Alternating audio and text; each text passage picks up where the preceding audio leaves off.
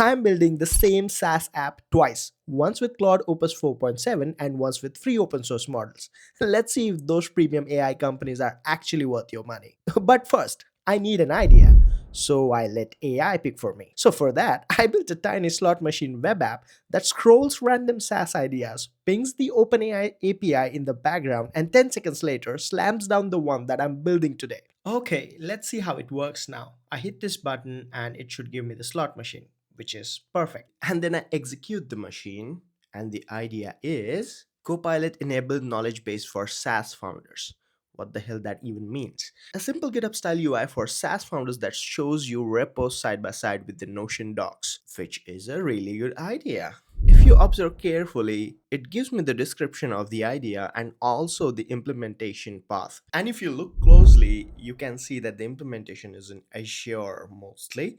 And the reason for that is because I work with Azure 90% of the time. It's a little detail that I thought you should know. And then speaking of details, I want to show you something on my hand. Half of it's actually burnt and it's from my latest vacation. I took some time after working non-stop and honestly it was a refreshing break. I got to see some really beautiful spots like Blue Cave, Green Cave. Trust me, I stayed at this big resort called Sunny's Paradise Resort, which was just amazing. And there's something really interesting about this resort that I only found out at the very end of my trip. So stay tuned because I'll tell you at the end of the video, but trust me, it's kind of funny. But for now, let's get back to the video. Before we start, there has to be some ground rules. Otherwise, this isn't a fair fight. Same idea, same prompts, same stack, Next.js, Postgres, GitHub Auth, Notion API, same deadline, one working day, same finishing line. One app built by Claude Opus 4.7 and the other one built by some. I don't even know which one to pull right now, but let's just start at this point. Okay, but first I need to reactivate the ultra slop generator that I ditched last year after I was promised by some gentleman that I would lose my job in next 6 months. I was finally happy that I would be doing something that I really want, and 6 months later here I am reactivating the same subscription again. Yeah, irony is not lost on me. So after burning my wallet, I started creating the prompts for the AI models. Remember, I have to give the same prompts to both the AI models. So I wrote it down somewhere safe in the Git tree. And then I installed Claude Code and other tools. Yeah, I'm not been using Claude Code for a very long time. That is how I keep myself sane. And then I copy pasted the entire prompt into the Claude Code and just waited for it to complete the task. Just like a vibe coder would do. Copy pasting the error directly into the Claude Code without even reading what it says. And it's also training me to become the ultra slop generator vibe coder. Interestingly, every company nowadays wants production ready code that breaks every weekend. Sam, you don't need to spend billions of dollars on AI models. I can write shitty code without spending a lot of money. Jokes apart, Claude Code does write some good code. Okay, meanwhile it's generating the code to make me rich, I'll consume some human generated slop to keep my intellect on par with vibe coders. Okay, after 15 minutes and some 60k expensive tokens, it finally generated something for me. I immediately hopped on to run the dev server and to see the immense power of Opus 4.7. And to no one's surprise, Open 4.7 delivered again. It didn't work. And I know the reason why.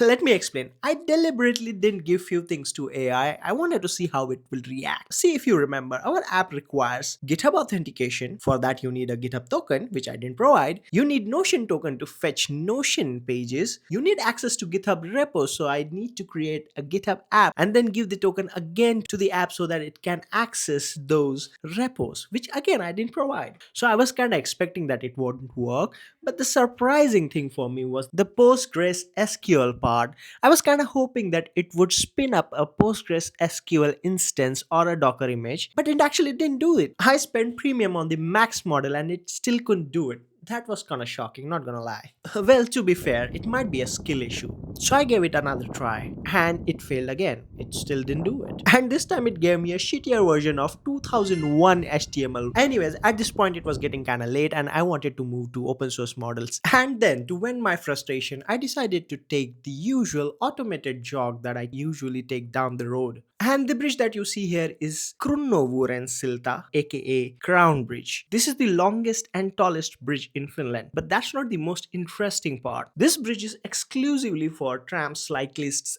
and pedestrians. So no private cars, no buses, and this was just opened 2 weeks ago. So back to the video. I started with installing Ollama, and to my surprise, it was already present on my system and the flashback started coming back. I just remember that I did the sin of running local LLMs back when Zuck was not zucking with his AR glasses.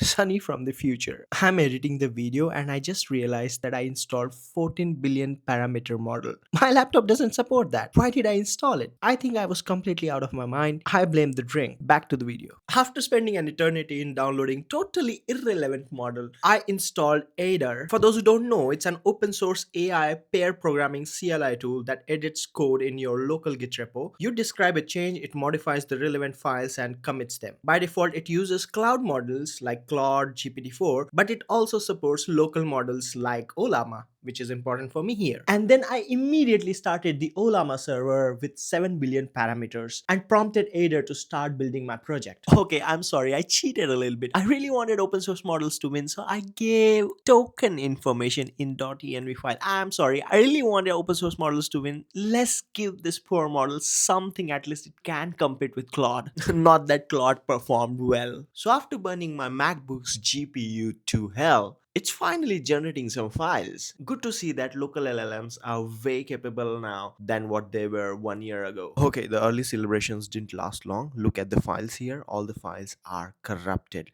I can see backticks on all the files. I gave it another try to see if it works, but unfortunately, the project files were still corrupted. It didn't work. At this point, the project was unusable, and I had to stop working on this. So, guys, the conclusion is this: don't be a white coder. It's not worth spending your time asking LLMs to generate entire code base end to end. It doesn't work. And going back and forth with AI on that is a waste. I have been using AI as an assistant in my work, and that's where it shines. When AI assists you, not when you hand the whole thing over to it. So, for this application, I went back to building it the way I normally would, and AI helping me solve specific problems along the way. And honestly, that's been working much better. For final push, I'm going with Claude because local LLMs are just aren't cutting it for me. So I immediately hopped onto Claude. And yeah, I'm using it inside VS Code. If you watch my coding videos, you have seen this setup before. Claude extension right there in the sidebar doing its thing. Now here's the part that I always get asked in my comments. You use VS Code. I thought you were a Vim guy. And you're not wrong. I was a Vim guy. For years, I had my new Vim config dialed in. My own plugin setups, the whole thing. I was that person, the one who would tell you that the Vim is the only IDE that you will ever need. Then AI happened, and honestly, the tooling moved so fast that sticking purely to Vim started costing me more than it gave me. So I did the unthinkable. I went hybrid. Vim and VS Code running side by side. Muscle memory in one, AI in another. It sounds cursed, it kind of is, but it works. And I'll show you exactly how I set it up in the future videos. So make sure you subscribe so you don't miss it. Anyways, back to Claude. So I started working with Claude the way I usually do. And to be clear, this isn't wipe coding. I'm actually trying to solve the problem myself. Where AI comes in is when I get stuck or when there's boilerplate code I would otherwise have to write by hand. That's the stuff that I hand off because it's just faster. And working that way, within about 10 or 15 minutes, the whole app was built. I had set up .env files with all the tokens, GitHub, Notion, everything. I then spun up a Postgres instance and dropped the connection string in .env file, a bit of boilerplate code here, some glue code there, and the app was done. I didn't time it exactly, but I know it was faster than AI could have done on its own. So I start the dev server, hit localhost 3000, and there's the auth page. I sign in with GitHub,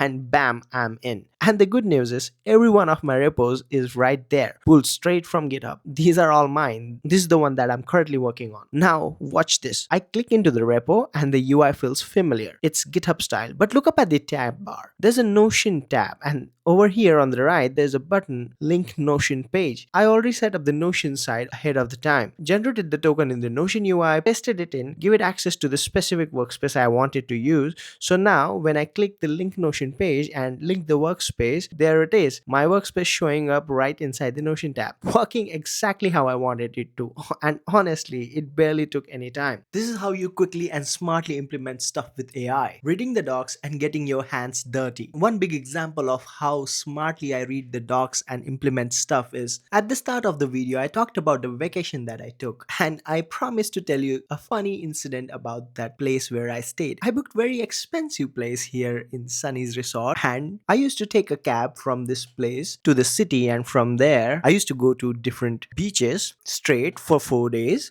only to realize that the property is on the most beautiful beach in Devronwick, and I didn't read the docs. I had to spend extra money just to go back and forth to access the beautiful beaches. And that's how smart I am. With that bombshell, I'm signing off.